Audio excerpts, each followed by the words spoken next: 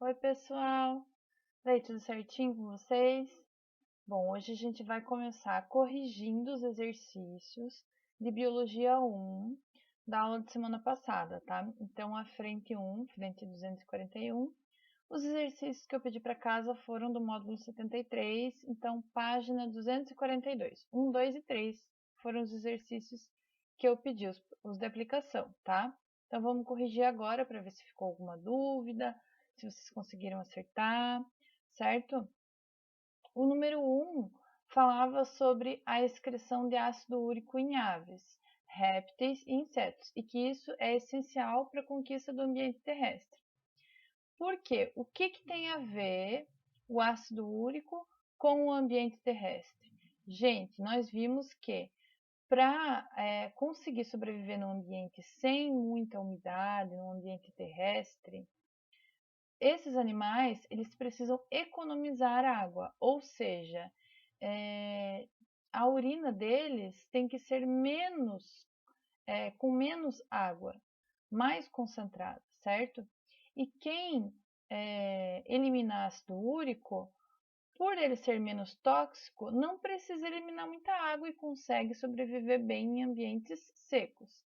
Então a resposta era a letra A. O ácido úrico é o menos tóxico de todas as excretas, né, das três que a gente viu, e é o menos solúvel em água também. Então, possibilitando uma economia de água, que é fundamental para a reprodução desses animais em ambientes menos úmidos ou ambientes terrestres e secos, certo? Ok? Passando então para o número 2. Como os peixes ósseos de água doce hipertônicos. Hipertônicos quer dizer que eles têm uma grande concentração de sais, né? Em relação ao meio ambiente.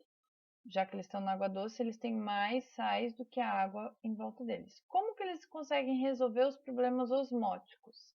Que seria de uma regulação em relação ao ambiente externo, uma regulação do meio interior com o ambiente externo. Por eles estarem em um ambiente de água doce, sem muitos sais, e eles terem muitos sais, eles têm uma tendência a ganhar água, certo? Para tentar equilibrar. Então, eles vão absorver muita água, eles vão ganhar muita água. E por isso, eles precisam eliminar esse excesso aí de água que eles ganham. Como que eles vão eliminar? Eles vão ter uma urina muito diluída, abundante e muito diluída, tá? E essa urina vai ter muitos sais minerais. Para compensar esses sais minerais que eles perdem pela urina, eles vão ter que absorver sais minerais também pelas brânquias, certo? Então, peixes de água doce eliminam muita urina abundante e com essa urina eliminam sais. Para compensar, acabam absorvendo um pouco dos sais que possam haver naquela água ali do rio pelas próprias brânquias, certo? É uma maneira de compensar essa perda de sais. Número 3, salmões. Salmões são peixes migratórios, então eles vivem tanto em água doce quanto água salgada em determinada época, né? Época da reprodução, eles vão para os rios, água doce. Então, para assegurar que eles consigam viver e ter um equilíbrio osmótico tanto na água doce quanto na água salgada, esses peixes apresentam o seguinte mecanismo. Vamos ver. Letra C. Quando estão na água doce, é o que a gente falou na questão anterior. Na água doce, o que eles têm que fazer? Urinam muito, urina muito abundante, perde muita água e com essa urina acaba saindo alguns sais minerais, então eles precisam absorver os sais minerais pelas brânquias por transporte ativo. É a letra C, que é a mesma explicação da 2, certo? Não pode ser A, porque a diz que na água doce eles urinam pouco, a B também diz que na água doce eles urinam pouco. Na D, está falando que na água salgada eles urinam muito. Não, é na água doce que eles urinam muito. E na E também, na água salgada urinam muito. Não, na água doce, certo? Na água salgada eles urinam menos, perdem menos água na água salgada, certo? Então agora vamos continuar a parte 2 de excreção. Então, a gente vai ver aqui como se forma a urina, qual que é a função do rim, como o sangue é filtrado, tudo isso em detalhes, certo? O principal órgão, então, do sistema urinário é o rim. Aqui a gente tem uma imagem, a gente tem 2 rins, um do lado direito e esquerdo, tá? Eles ficam na altura da cintura, mais ou menos, aquela parte mais fininha, certo? E o rim, se a gente fosse fazer um corte, que nem nessa imagem aqui, ó, longitudinal, a gente ia ver uma camada mais externa, que é o córtex, e uma camada mais interna, que é a parte medular, camada da medula. Então, a camada cortical, córtex, e a camada mais interna, medular, certo? Nessa camada cortical mais externa, a gente tem os glomérulos, que são as unidades filtradoras do sangue. Já na parte da medula, aqui para dentro, a gente tem os túbulos dos néfrons, por onde vai circular o que foi filtrado aqui no glomérulo, tá? Então, no glomérulo é filtrado e vai circular aqui pelos túbulos dos néfrons esse líquido que foi filtrado, que vai estar se tornando aí a urina depois, certo? Então, aqui, ó, nos rins, a unidade funcional é chamada de néfron, que fica aqui na camada medular, certo? Cada rim tem mais ou menos 1 milhão de néfrons. Nós temos 2 rins, logo nós temos mais de 2 milhões de néfrons. Esses néfrons, eles têm uma parte vascular, que vai circular sangue, que vai ser filtrado, e uma parte tubular, por onde vai circular a urina, vai se formar a urina, tá? Nessa parte que vai se formar a urina, na parte tubular, a gente tem a cápsula renal ou a cápsula de Bowman, também chamada de cápsula de Bowman, que parece uma taça, um formatinho de taça, tá? Envolvendo esse glomérulo. Cada glomérulo é um tufo de vasos sanguíneos, de vasos capilares, ou seja, capilares é que tem a grossura de um fio de cabelo. Então, é um emaranhado, cada glomérulo, de muitos vasos bem fininhos. Vasos capilares são vasos sanguíneos bem fininhos, da grossura de fios de cabelo, certo? A cápsula renal, ou cápsula de Bowman, ela vai se comunicar com o túbulo néfrico e ela tem 3 regiões que a gente vai ver nesse desenho aqui, ó. Aqui. Então, aqui a gente tem o glomérulo, esse emaranhado. E aí, acompanhem comigo as 3 regiões do túbulo néfrico, que está em amarelo clarinho aqui, ó, na apostila de vocês. Então, a primeira região é o túbulo contorcido proximal. Por que proximal? Porque está próxima do glomérulo. Aí vai seguindo aqui, ó, nesse amarelinho clarinho. Ele vem para cá, desce aqui na alça. Essa alça néfrica é a segunda região. Então, tem o túbulo contorcido proximal. Depois tem aqui embaixo a alça, essa alça que desce em formato de U. E subindo tem o túbulo contorcido distal, porque ele já está mais distante do glomérulo. Proximal, próximo, distal é o mais distante e sai para a reabsorção de água no ducto coletor, a urina, certo? Gente, a urina produzida em cada néfron, ela vai sair pelos uréteres, depois ela vai ficar armazenada na bexiga urinária por certo tempo, até 1 grau, né? Até certo grau lá, dependendo, né, do enchimento da bexiga, até se exteriorizar, sair por meio da uretra. Então, esse é o caminho que o filtrado faz. Ele vai sair do néfron, vai passar pelos uréteres, vai para a bexiga, para depois sair pela uretra, ok? Então, como que é produzida a urina? A gente já viu o caminho que ela faz, mas como que ela é produzida?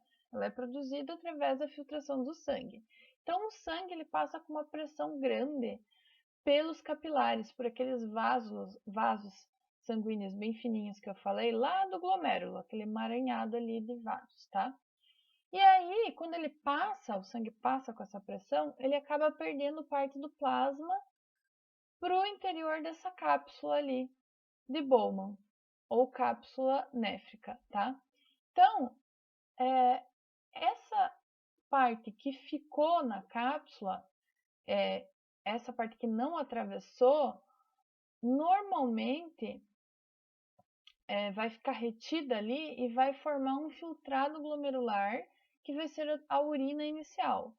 Tem alguns componentes que não conseguem atravessar aparelhos dos capilares para ficarem retidas ali, que são partículas muito grandes, como as proteínas, tá? Elas não ficam, não são filtradas. Mas moléculas de tamanho pequeno, como glicose, sais, aminoácidos, ureia, vão ficar ali aglomeradas, formando esse filtrado glomerular lá na cápsula ou essa urina inicial. Depois, a passagem de água, de outras substâncias para o interior dessa cápsula também vai se dar por causa da interação de pressão, por causa da pressão com que o sangue passa, tá? A pressão do sangue na arteríola vai forçar o líquido a atravessar a parede dos capilares para entrar também nessa cápsula de Bowman. E esse líquido vai seguir, então, para o túbulo do néfron, que eu falei, daí vai passar lá pelo túbulo proximal, pela alça, depois pelo distal, até sair na urina. À medida que ele vai se deslocando, ele vai sofrendo alterações na sua composição, todo esse líquido cheio, né, de moléculas. Então, algumas substâncias como água, glicose, muitos íons vão ser absorvidos no néfron, não vão ser eliminados. Então, se a gente eliminasse toda a água, a gente desidrataria, né? Então, muita dessa água vai ser reabsorvida. Esse processo aqui, que ocorre no néfron, de reabsorver algumas substâncias, é chamado de reabsorção tubular. Tem outras substâncias que precisam sair, como a amônia, que precisa ser retirada. Essas substâncias que vão ser retiradas, elas vão sair num processo de secreção tubular. Então, reabsorção tubular é o que é reabsorvido, uma parte da água é reabsorvida, uma parte vai ficar ali junto com a amônia para ser retirada na secreção, mas uma parte é reabsorvida, tá? Essas paredes dos túbulos lá dos néfrons, elas têm muitas mitocôndrias. Lembra que vocês já devem ter estudado, mitocôndrias são organelas responsáveis pela respiração da célula, por gerar energia, né? Respiração celular, gerar energia para a célula. Por que que precisa ter muita energia para essa célula? Porque é um processo de transporte ativo. Então, consome muita energia esse processo. Precisa ter muitas mitocôndrias para darem conta de gerar energia para abastecer e fazer com que esse processo ativo aconteça, tá? Assim, então, após passar pelo tubo do néfron, o filtrado vai se transformar em urina, que é um líquido de cor amarelada e que contém principalmente ureia, além de pequenas quantidades de amônia, ácido úrico, sais e até água, né, que sai junto com a urina, certo? Então, aqui já mostrei para vocês, né, o caminho. E a regulação da função renal, ela se dá por uma ação hormonal, tá? Por dia, um adulto normal vai eliminar aí cerca de 1 litro e meio de urina. Isso é uma média. Mas, apesar de eliminar 1 litro e meio de urina, a quantidade de água que tem no nosso corpo, a quantidade de água que tem no corpo de um adulto normal, ela não varia muito e ele não perde muito mais do que 1% durante o dia, certo? Por que isso? Para não desidratar. Precisa haver um equilíbrio hídrico, tá?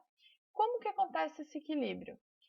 Ele vai acontecer principalmente na região do hipotálamo, que é uma região lá do nosso encéfalo, que é sensível à variação das concentrações dessas partículas no nosso sangue. Então, o hipotálamo, ele vai secretar um hormônio chamado ADH, que é hormônio antidiurético. Anti é contra. Diurético seria o processo de eliminar a urina, tá? Esse hormônio antidiurético, ele é lançado na circulação sanguínea lá pela glândula da hipófise e ele vai aumentar a permeabilidade dos túbulos dos néfrons à água. Ou seja, ele vai fazer com que eleve a absorção de água, aumentar a absorção de água, certo? Para quê? Para que a gente não desidrate. Dessa forma, o rim vai produzir uma urina mais concentrada. Então, se a gente absorver mais a água na etapa que está se formando a urina, a gente não vai perder muita urina. A urina vai ficar mais concentrada, mais escura, mais amarelada e em menor quantidade. Isso é quando a gente produz o ADH, o hormônio antidiurético, que é contra essa eliminação, tá? De água aí na urina. Então, a gente pode dizer que o hormônio ADH, antidiurético, é um hormônio poupador de água, porque ele ajuda a não desidratar, tá? Se a pessoa for submetida a uma seca intensa, a uma privação de água, o que vai acontecer com ela? Primeiro, o hipotálamo vai perceber isso e vai começar a elevar, aumentar a quantidade desse hormônio para evitar que ela perca mais água pela urina, certo? Então, se a pessoa já está passando por uma situação de desidratação, o hipotálamo vai mandar um aviso que vai elevar a quantidade do hormônio antidiurético para que não perca mais água pela urina. Então, a urina vai ficar muito mais escassa e mais concentrada. Tem outra situação que pode ocorrer uma elevação desse hormônio aí. É quando a pessoa sofre algum acidente, tem uma hemorragia maciça, por exemplo. Se a pessoa tiver uma hemorragia, ela também vai estar perdendo muito líquido, né? Nesse caso, o sangue, e por isso vai ser estimulada a produção de ADH, que é para reter um pouco mais de água no sangue, no corpo, tá? Para não desidratar muito rápido. Agora, quando é o contrário, quando há um excesso hídrico, ou seja, muita hidratação, a pessoa está bem hidratada, está tomando muita água, o que vai acontecer? A secreção desse hormônio ADH vai diminuir. O rim vai diminuir também a capacidade de reabsorver a água. Então, quando está se formando a urina lá, não vai reabsorver tanta água e vai eliminar mais água, porque a pessoa está com uma boa taxa de água, pode eliminar um pouco. E a urina vai ficar mais clarinha, mais diluída, a pessoa vai liberar grandes volumes de urina e essa urina vai ser bem diluída. O álcool, o etanol, o álcool etílico que tem em muitas bebidas alcoólicas, ele tem uma ação contrária ao hormônio ADH. Então, o que ele vai fazer? O álcool vai diminuir essa reabsorção de água lá no rim e vai deixar que a urina saia com bastante água, bem diluída. Então, as bebidas alcoólicas, a gente diz que elas têm uma função, uma ação diurética, ou seja, de eliminar muita água. Por isso que a pessoa, após beber ingerir uma quantidade grande de álcool, de bebida alcoólica, ela tem uma sede muito grande para repor essa água que ela acaba perdendo das células, tá? Então ela tem uma sede muito intensa e aquela sensação desagradável, dor de cabeça, sensação de ressaca. Outro hormônio que vai fazer também parte desse equilíbrio é a aldosterona. A aldosterona é um hormônio secretado lá na glândula suprarrenal, tá? E vai estimular a reabsorção de sódio. Agora não tem a ver com a água, mas sim de sódio, de sais. Então, vai haver, consequentemente, uma maior reabsorção de água também, já que vai haver uma elevação da pressão da pessoa e diminuição da produção da urina. Como absorve mais sais e água, a urina começa a diminuir, certo? Quantidade dela, pouca urina.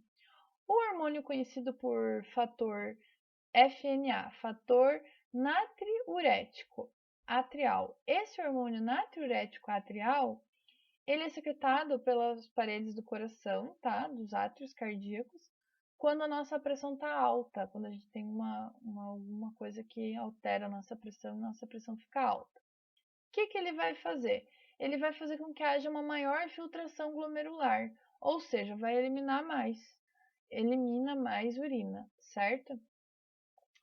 Esse hormônio, esse fator, né, natriurético atrial, ele também determina um aumento de eliminação de cloreto de sódio. Então, a urina vai ser maior, mais urina e com mais sais, vai eliminar mais, tá?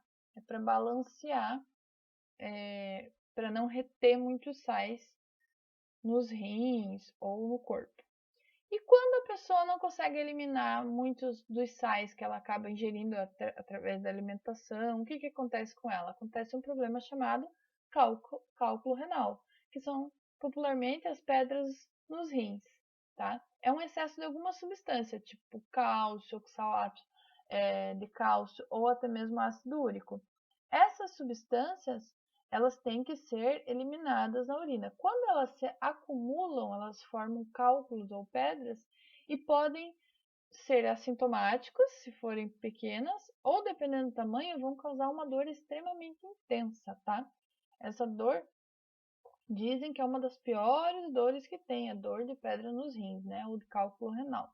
Pode ainda provocar vômito, febre, dor para urinar, sangue na urina, então é um incômodo bem forte. O que a pessoa tem que fazer? A pessoa ela já pode ter uma propensão a produzir, né, a ter esses cálculos renais, isso geneticamente, né? Se alguém da família tem, é provável que ela também possa desenvolver. Então, o que ela pode fazer? Reduzir a ingestão de sal. Isso é comprovado que vai ser benéfico, tá? Para diminuir a formação desses cálculos aí, dessas pedras nos rins e em todo o trajeto urinário, porque essas pedras podem sair do rim e ficarem nos uréteres, na uretra, então em todo o trajeto urinário elas podem ficar aprisionadas lá e entupindo, né, o caminho da urina, causando essas dores intensas aí, certo? Temos aqui outra pergunta que tem a ver com um problema na filtração, no funcionamento dos rins, certo? Os rins são responsáveis pela filtração do sangue e por eliminar substâncias que são nocivas. Os rins têm que fazer isso. Quando os rins não funcionam, quando tem algum problema, o paciente vai precisar se submeter a sessões periódicas de diálise ou vai ter que ter um transplante, certo? Como é muito difícil arranjar alguém compatível rapidamente, fazer esse transplante, até conseguir um transplante, a pessoa vai ter que passar por sessões de diálise periódicas. E o que é diálise? Gente, diálise é um procedimento que vai promover a filtragem do sangue, certo?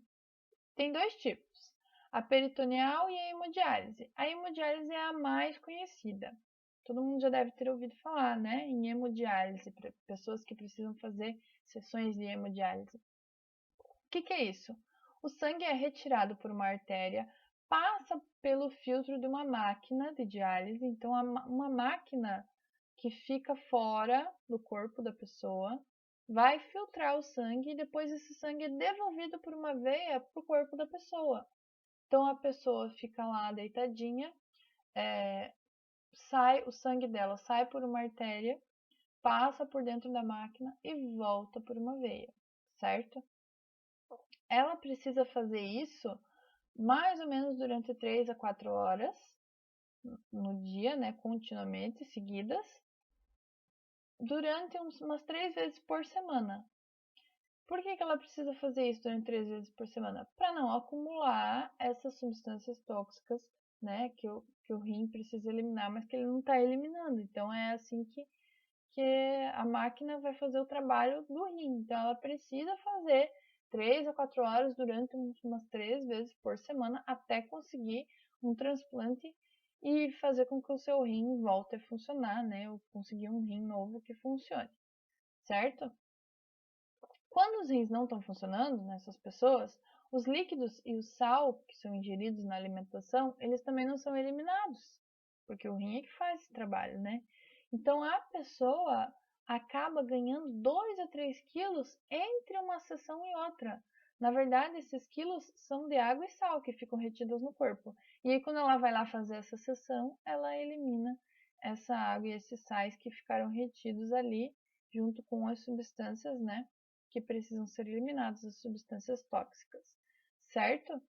Então, hoje em dia já é mais moderno e tem alguns locais que as pessoas conseguem fazer hemodiálise noturna, durante o sono, então nem percebe, né? 3 a 4 horas lá durante a madrugada, ou numa clínica, ela vai ter que dormir, ou até mesmo na própria casa, se ela tiver condições, né, de ter esse equipamento particular dentro da casa dela, ela vai fazer durante o sono e vai estar filtrando lá o sangue, fazendo o serviço que o rim dela faria, certo?